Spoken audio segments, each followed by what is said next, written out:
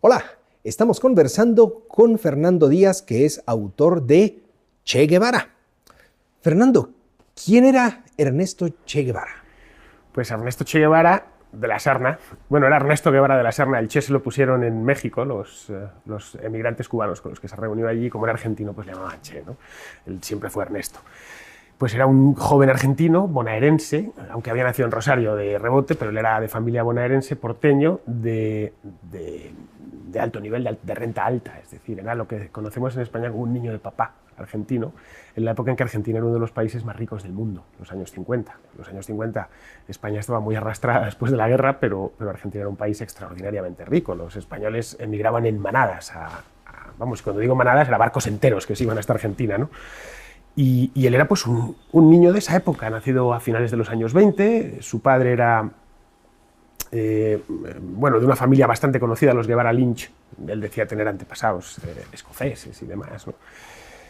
Pero bueno, fina, muy fina, digamos, de alta burguesía bonaerense, que había salido aventurero el padre, entonces por eso se llevó a la madre ya hasta una provincia que está al norte de Argentina, que se llama Misiones, en el río Paraná, y ya de vuelta pues dio a luz al Che Guevara, Ernesto Guevara, en Rosario, y ya luego se quedaron en Buenos Aires, ¿no? Pero básicamente eso, si él no hubiera hecho lo que hizo, es decir, no hubiera llegado primero a Guatemala, aquí hubiera conocido a Gilda Gadea, después se hubiera ido a México, allí hubiera conocido a Fidel Castro y a Raúl Castro, y desde ahí hubiera hecho la Revolución Cubana, nadie le conocería. Hubiera sido un argentino pijo de los años 40-50, nada más.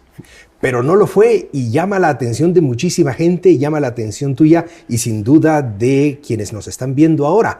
¿Por qué esta atracción hacia la personalidad y los hechos y actos de Ernesto Che Guevara? Bueno, lo primero es porque sobre el Che se ha construido un mito, como sobre Lincoln. Es decir, a veces sobre ciertos personajes se construyen mitos, es decir, cuesta, no es fácil construir un mito histórico. Es lo que ha intentado crear Chávez en Venezuela con Bolívar. Ha intentado crear un mito. La figura en Venezuela de Chávez, en Venezuela de Bolívar es omnipresente, está en todas partes y no solo en los billetes, ¿no? Es decir, si tú a un personaje histórico real lo adornas de una serie de cualidades míticas, cuando digo mito me retrotraigo a la antigua Grecia, es decir, que de cualidades semidivinas, pues lo que se convierte es en algo que nos interesa a todos. El antiguo Hércules, en el mundo antiguo, el mundo clásico, Hércules llamaba la atención de cualquier habitante del Imperio Romano, a pesar de que nunca había existido, ¿no? Entonces se atribuían cualidades hercúleas a los corredores de cuadrigas, a los gladiadores famosos, etcétera, ¿no? Pues en nuestro mundo moderno se ha hecho lo mismo con ciertos personajes, y uno de ellos, en el mundo hispano, yo creo que el personaje más mitificado de los hispanos es el Che Guevara. ¿Por qué? Pues porque vivió en una época que fue muy convulsa, fueron los años 50-60 del siglo pasado, porque era guapo, y eso es importante. Los mitos tienen que tener buena planta, o la planta que le quieren adjudicar los que construyen el mito. En el caso del Che Guevara, en los años 60, a raíz de las revueltas de 1968, lo que había en Europa y en Norteamérica era gente joven. Hoy no hay más que viejos, pero en aquella época lo que había era gente joven que lo que quería era pues, ver eso, chicos como ellos. Y no olvidemos que Ernesto Guevara tenía muy poco, digamos, del latinoamericano medio, era 100% europeo, de aspecto europeo, y eso gustaba. Yo recuerdo a mi madre pues había nacido en 1941, que siempre decía, yo de joven recuerdo que miraba al Che Guevara y decía, pero qué guapo es, ¿sabes? Y eso importaba mucho. Y luego que representaba una causa que en aquel entonces, en los años 60 y 70 del siglo XX, fue muy popular, que fue la del comunismo. Y sobre todo el comunismo fuera de casa, porque los europeos y los norteamericanos han hecho algo que ya comentaba Rangel, ¿no? Se convirtió al buen salvaje de los antiguos conquistadores, se le convirtió en el buen revolucionario. Es decir, que hubiese una guerrilla en Guatemala que estaba cometiendo atrocidades o en Colombia no pasaba nada, ahora en mi país no. Entonces, era estupendo porque además no habías sufrido tú sus propios excesos. Es decir, el que construyó la figura, que fue un italiano, Giacomo Feltrinelli, que fue el que llegó a Cuba en 1968, un año después de que le matasen, fue al estudio de Alberto Díaz, el fotógrafo Corda, murió hace poco, unos 10 años, y se encontró esa foto que nunca había sido publicada. La foto tenía ya 8 años, la había tirado en 1960, la vio, Feltrinelli se la llevó a Italia para publicar allí el Diario de Bolivia y además hacer unos pósteres. Bien, el mito no se construye en Sudamérica, el mito se construye en Milán, y a partir de ahí se extiende por toda Europa y toda Norteamérica. Las camisetas no se hacían en Bolivia, ni en Cuba tampoco. Lo único que hace luego Fidel Castro, cuando ya ve que se ha construido un mito en torno a su figura, Fidel Castro había tenido serios problemas con Guevara, muy serios, porque tenían dos visiones de la revolución totalmente opuestas, diametralmente opuestas. Uno era el de la revolución continua y el otro era el burócrata. Es decir, los Castro han sido esencialmente burócratas, por eso llevan 55 años mandando. El otro había que extender la revolución a cualquier precio, se embarcó en una aventura delirante en el Congo, luego en otra en Bolivia, que es la que le costó la vida, pero de haber salido con vida de Bolivia, muy probablemente hubiera terminado aquí en Guatemala, o hubiera ido a Colombia o a cualquier otro lado. El Che Guevara no entendía otro modo. Digamos que era, por decirlo en palabras populares, era un yonki de la revolución.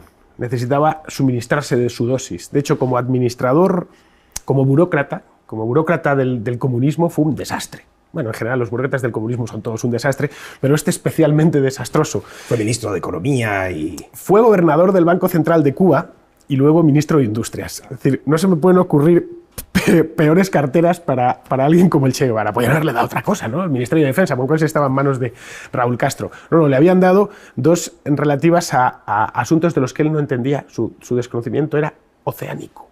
De cuestiones monetarias no sabía nada.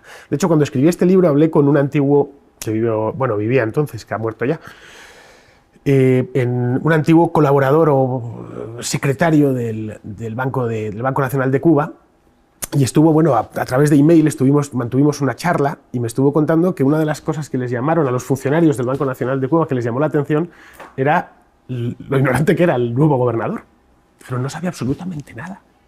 Yo trabajaba de noche, todo un desastre, ponía los pies en la mesa, se ponía a fumar un puro. Él, de hecho, llegó a firmar los billetes como Che. Es decir, este tipo de detalles, ¿eso qué importancia tiene? La tiene. Es decir, un billete es una cosa seria. No puedes ponerle el mote al billete, tu apodo personal, ¿no? Es decir, es como si, no sé, Wim Duisenberg... Bueno, es dinero fiat. Sí, pero aún así, aún con todo este tipo de detalles, como lo de los pies en la mesa y el puro y trabajando a las 3 de la mañana. Es decir, si al gobernador del Banco Nacional de cualquier país le tienes así, pues te puedes imaginar la disciplina monetaria que puede haber. Nula. Más, él lo decía, nosotros estamos aquí básicamente para hacer la revolución, no para que haya estabilidad de precios ni nada por el estilo. Bueno, en el Banco Nacional fue un desastre y se lo llevaron, además él no quería estar allí, ese tipo de trabajo burocrático le angustiaba. Él lo deja traslucir en algunas cartas y demás, a él le gustaba la acción, y un sitio donde pudiera transformar.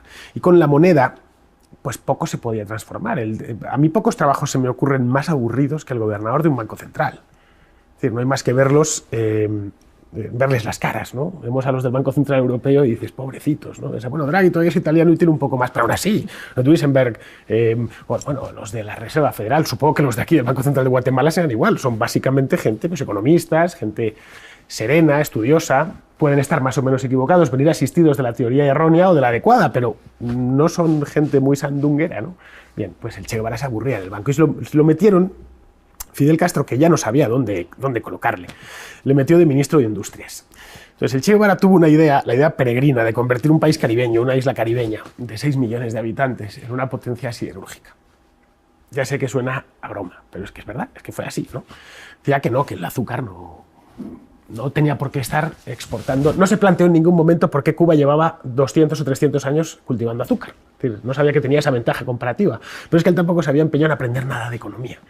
Bueno, el ministerio fue otro desastre, por supuesto fracasó en su labor de convertir a Cuba en una potencia siderúrgica, quería medirla con Alemania del Este, que era un país que traía una tradición industrial de 200 años y demás.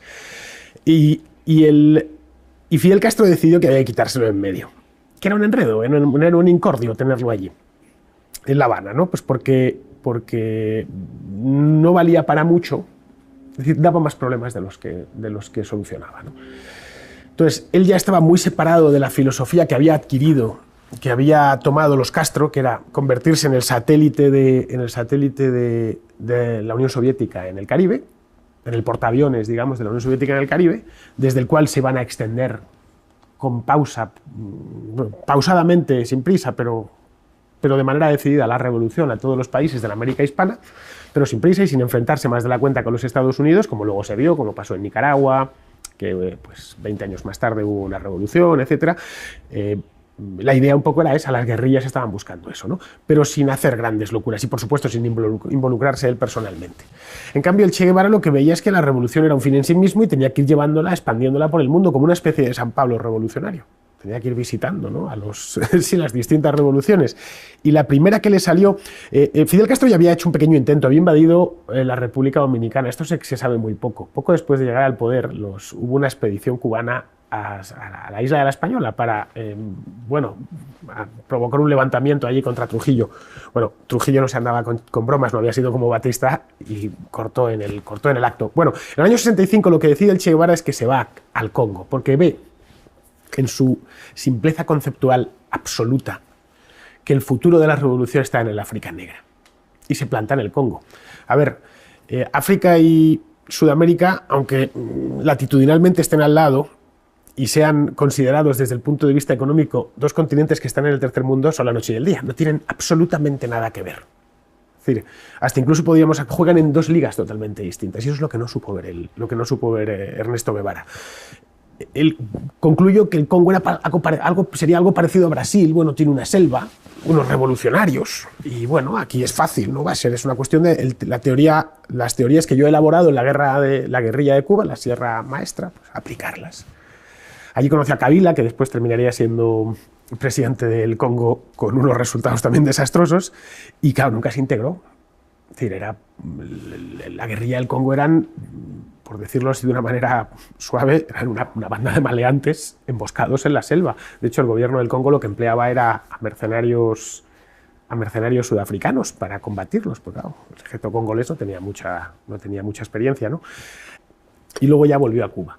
Pero claro, ya no tenía cabida en esa revolución. Y buscó de nuevo un sitio donde entretenerse, un sitio donde montar una nueva Cuba, donde montar una nueva Sierra Maestra. El punto, todas las vidas, yo no es la única biografía que he escrito también biografías, por ejemplo, de Isabel la Católica, de Fernando el Católico y demás, que tengo cierta experiencia biografiando. Toda la vida, las vidas de un ser humano, las nuestras incluidas, tienen un punto álgido, que es casi lo que justifica la vida entera. Los italianos tienen un refrán que dicen un bel morir que tutta una vita honora, ¿no? Pues algunos es morir. Bueno, el morir es lo que justifica, los clásicos héroes bélicos, ¿no?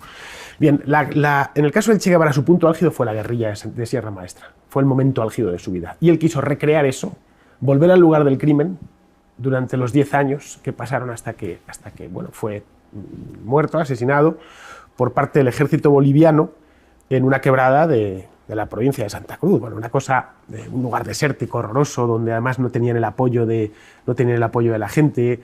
La CIA además le seguía los pasos, entonces los propios americanos no estaban interesados en que siguiese molestando por ahí. Y ahí es donde él acaba. Ya está, él acaba de la manera imprevista. Él no consideraba que iba a acabar así. Él pensaba que iba a poder levantar, y si fracasaba la de Bolivia, pues ya buscaría otro sitio, ¿no? Fernando, muchas gracias por compartir estas ideas y gracias por acompañarnos. A ustedes también.